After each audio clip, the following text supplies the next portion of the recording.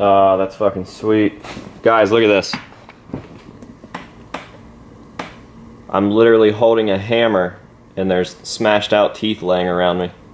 Super, super fucking cool. Alright, well, let's get into the video.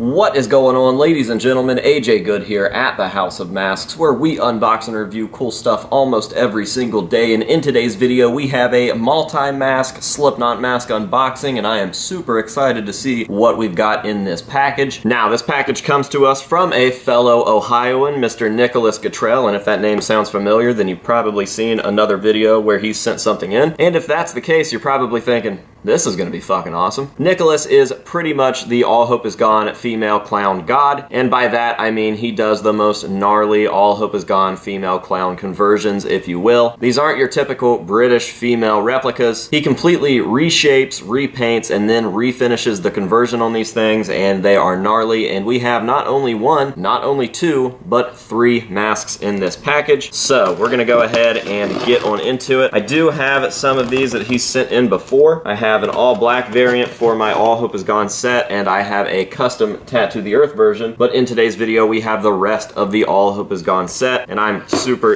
stoked. And don't be fooled, these are not the only masks that Nicholas does. He's pretty much just like an overhaul god. He can take a really cheap mask and make it really cool. He just seems to give masks a treatment like no other, and they always turn out super dope. So let's go ahead and pull out the first mask, whatever one this is, right on top. And I lied, I think I said there's 3 masks. There's actually 4 masks in here, and yeah, I can't wait to see them. So let's go ahead and we will see what one we've got up first. What's it gonna be? Looks like we have the slightly pink female clown. Still very transparent, obviously, but you can see the tinge of pink that goes across the mask there. This one is super rad. Definitely not going to be my favorite out of the lot, but I feel like it's good that we pulled this one out first because this is just a little teaser of what you're gonna get. Now, as you can see, we've got some very evil eyebrows, and this is what I mean about him reshaping the masks. The normal British females or the Japanese females or the American females do not have arched eyebrows like this. The eyebrows are a lot less sinister looking, which is one thing that Clown had redone when he had his All Hope Is Gone female clowns made for him. It's like they took the base off of a British female and they changed some stuff very slightly to give it a far more sinister look, and those eyebrows are what I'm talking about. Now, as you can see, obviously the paint looks different as well. So like I said, from start to finish, he completely redoes every single thing about these masks, and I am super stoked to see what the next one we're going to pull out is. So we will take it right off of the top again,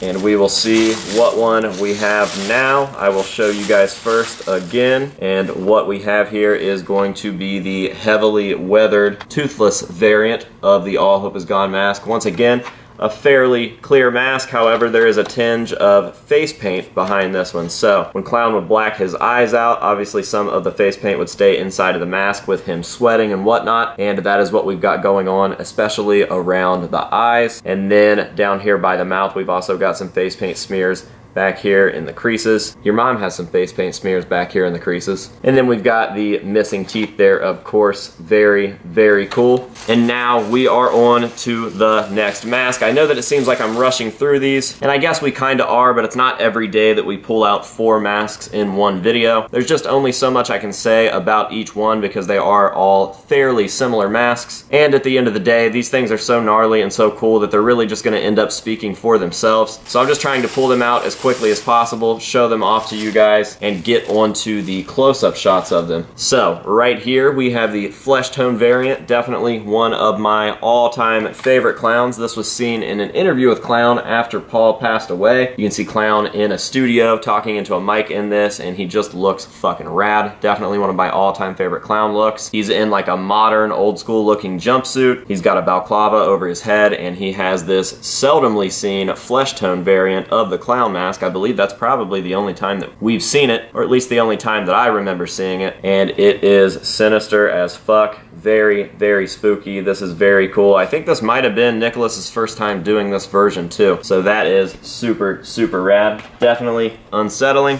And last but not least, I believe we are going to have another clear version. And this is going to be the unweathered version. Basically the toothless version's first look. And this is when everything was still intact. Nothing was really worn or anything like that.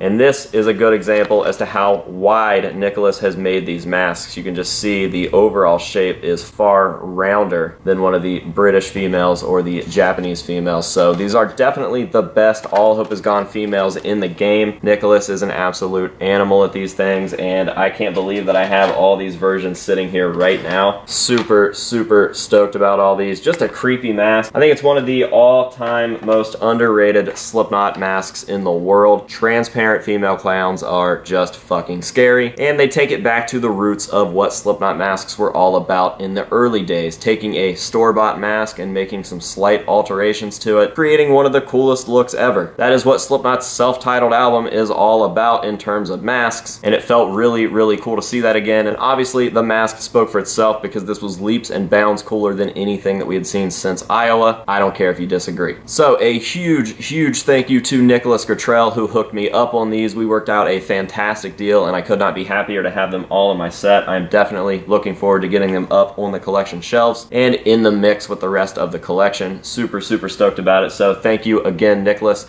I will be dropping Nick's information down below if you guys would like to go check him out. He is the nicest guy in the world, and clearly his work is phenomenal, so I highly suggest that you go do so. With all of that being said, I will, as always, be leaving you guys with some nice up-close shots of these masks before we end the video, and that will be that. So I hope that you guys have enjoyed watching, and until next time, this has been AJ Good at the House of Masks telling you to say no to drugs and alcohol, and we will see you guys later.